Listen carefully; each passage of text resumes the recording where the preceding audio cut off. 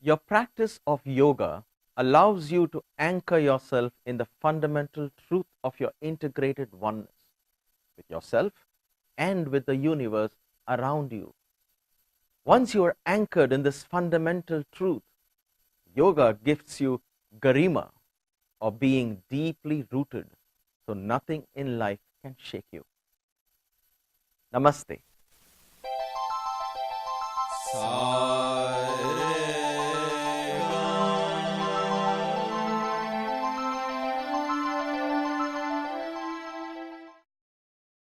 Hello and welcome to IR Integrated Yoga Exercise Routine Class 11. Namaste. My name is Sundar Iyer and thank you for taking this class. As always, let's begin this with the Namaste routine, where it's not about us. The more we become less important, the more the universal energies and the knowledge latent within begins guiding us. So breathe in. And as you breathe out, join your palms together, bend your head forward, and mentally say Namaste. Breathe in. As you breathe out, stretch your arms upwards, interlock your fingers, drop your head back, turn your palm up to the ceiling, take in a deep breath. Breathe out fully. Once again, breathe in. And as you breathe out, stretch your arms by the side and come back to the center. We're going to lean forward, so breathe in. As you breathe out, reach forward, bend your head down. We're going to twist to the left, so breathe in. As you breathe out, gently twist your spine to the left. Breathe in. As you breathe out, come back to the center. Breathe in. As you breathe out, twist to the right. Simple, gentle twists. These are not exercises, these are just invocations. Come back to the center, drop your head down. Breathe in. As you breathe out, slowly come up and sit back. A simple invocation where my master would say, reach forward, reach to the skies, explore to the left, explore to the right, explore every direction within and without, searching for that one true knowledge. That is the idea. That's why this is called Namaste and invoking. You're invoking the powers of the universe. Let's get up now and begin communicating with our body.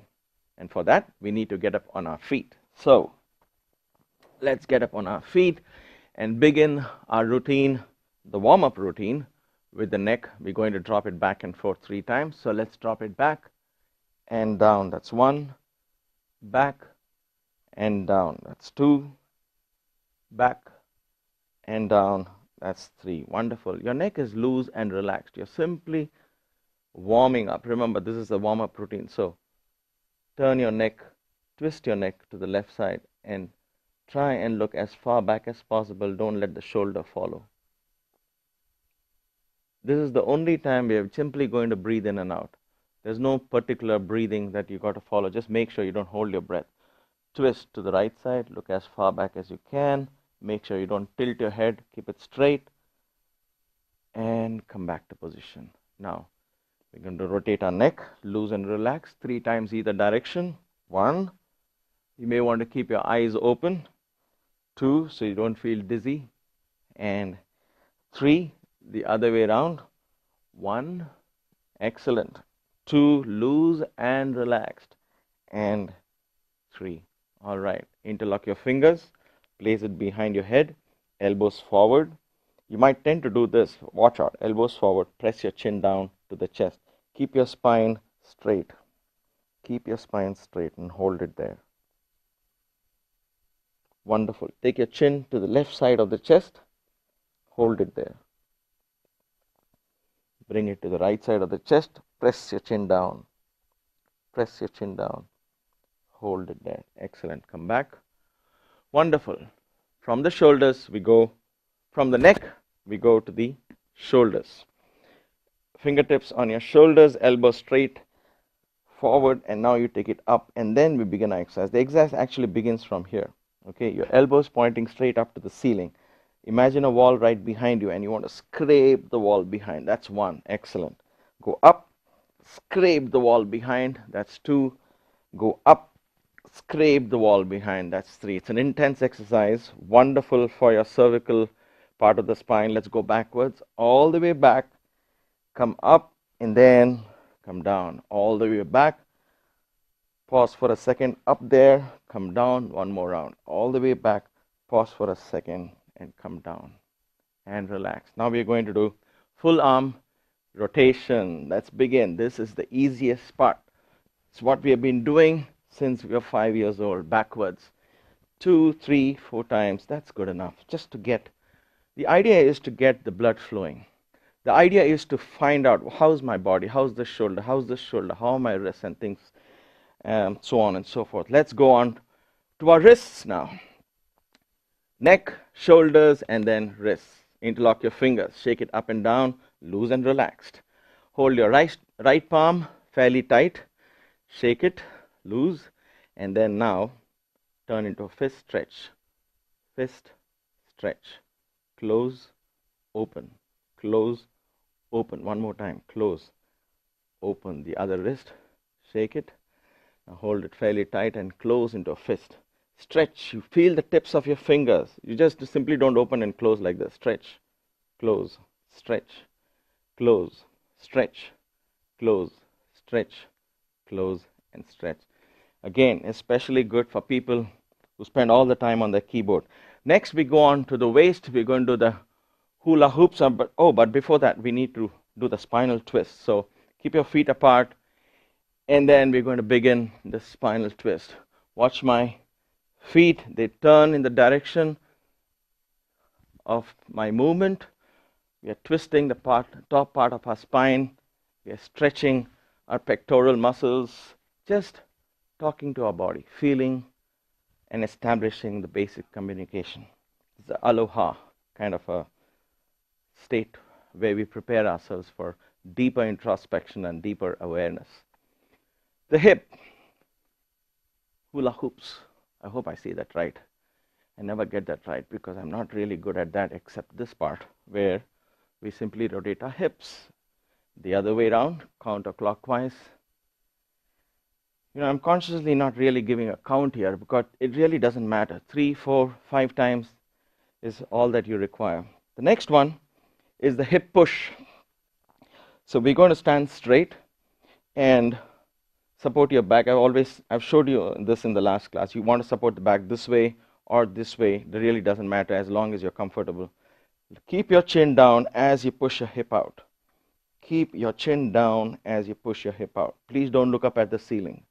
Look down at the floor. Push your hip out. There's a lot of pressure on the lower back. Hold it there. Your palms are supporting it, so it's safe. Hold it there.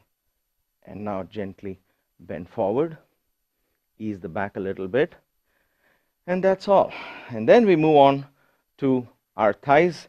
In the last few classes, we showed you how you could take help of a stool, a bar stool, or a pillar, or anything. You can continue doing that. Like I said, this is not a balancing exercise. This is the time to focus on your thighs and do the stretching part. So make sure you get your left ankle, hold on to the left ankle, and then press the ankle to your seat and raise the knee behind. You want to make sure your knees don't flare out like this, okay? Keep them close and raise the knee back. Hip forward, knees back. Hip forward, push your hip forward, raise the knee behind. You'll get the hang of it. Right now, for some of you, you may find even this itself an intense stretch. Come back. Let's try with the other leg. Hold on to the right ankle and press it to your seat. Keep your knees together. Stretch the thigh muscles. Excellent. All right, from the thighs, we go on to the knees and the ankles. Let's focus on our knees now. We're going to raise it. Once again, interlock your fingers under the thigh. Go back and forth. Go sideways. Like I said, you can always take support. Rotate your knees. Only your knees. This is not an exercise for the ankles. 4, 5, counterclockwise. Rotate your knees counterclockwise. Okay, excellent. Now, focus on the ankle. Okay, I want you to focus on my ankle. Big rotation. Oops, let me see if I get the balance. Oh, I got the pillar. imaginary pillar which only I can see. Rotate clockwise, then go anti-clockwise or counterclockwise. Excellent, excellent. Then hold your ankle, your toes. I want you to feel the stretch right here. So stretch, stretch, stretch. Wonderful. Come back. Let's go to the other leg, back and forth, sideways. Rotate. The other way, rotate. Ankles, 1, 2, 3, 4. The other way, 1, 2, 3, 4. Hold your ankle, your toes, and stretch. All right, come back. Let's do the spinal roll. You're going to sit down and roll back and forth. 1, 2. This you can do 4 or 5 times. 3, 4. Excellent. And 5. Wonderful. Wonderful. Anything that we do, if you do it with the awareness of the movement and you're aware of how you breathe, it becomes yoga. And that brings us to the topic of breathing. In yoga, the first lesson, and the next 5 classes or so, I'm going to lay foundations in yogic breathing. We're going to understand how you should breathe in yoga and why that is important, and also how we are going to do that. But we're going to take this step by step. In this class, I'm going to introduce you to a term, the basic yoga breathing, and that's called Ujjayi. Ujjayi means victorious. Ujjayi is how you breathe in yoga. It is also treated as an exercise in the breathing exercises, which is called pranayama. We'll come to that later. But Ujjayi is the basic form of breathing. And it's wonderful, even if you don't practice yoga, if you learn how to breathe, if you are a vocalist, if you want to have a solid, deep voice, if you want to be a good singer, Ujjayi pranayama or Ujjayi breathing is what is going to help you. The Ujjayi breathing is also very powerful simply because in yoga, the breathing in and the breathing out keeps something alive in your belly. What is that? Keeps the fire in the belly burning. Keeps the fire alive. And that is called the digestive fire. And today's class might seem like a theory, but I want you to understand why we do this.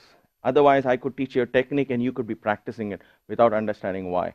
The digestive fire is the key to our health. If we are able to digest our food properly, that is going to result in what? In good health. So it's important that the digestive fire is kept alive. And for that, you need the bellows of the blacksmith. Breathing in, breathing out, breathing in, breathing out. That is going to bring in oxygen into the system, and that's going to keep this fire burning. And so it's very important. You know, in the Gita, which is one of our scriptures of yoga, it is said that the infinite spirit that is within us actually has its reflection in the digestive fire.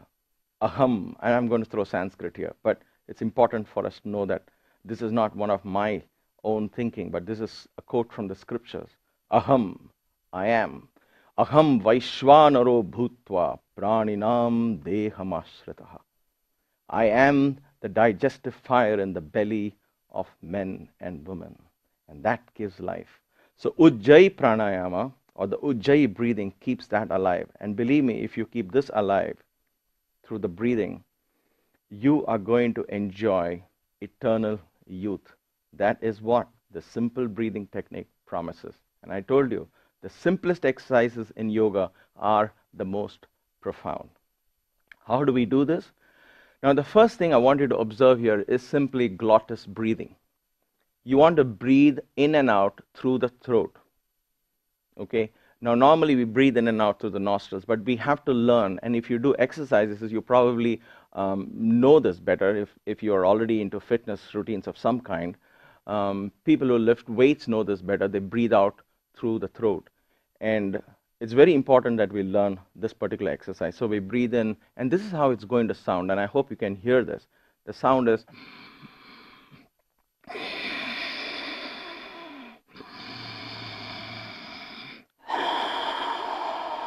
And you can try this as I speak. You breathe in through the nostril, and as you breathe out, instead of going, you see this? The sound is just through the mouth, but I'm going to go through the throat. I'm going to go through the throat.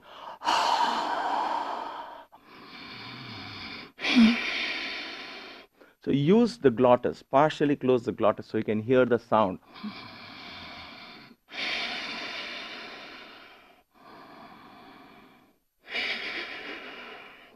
It is also called the hissing of the snake. It's also called the hissing of the snake, the sound of the ocean waves. Now, in yoga, one of the reasons why we don't use music, and music is never a part in a yoga class, simply because this is your music. The sound of your breath becomes the music, becomes the rhythm to which the brain gets entrained. You've heard of brain entrainment. And people are constantly searching, oh, how do I put my brain in an alpha state? Oh, I want to be relaxed. You know what? Listen to the sound of your breath. And that, in 8 minutes or so, will set your brain in entrainment.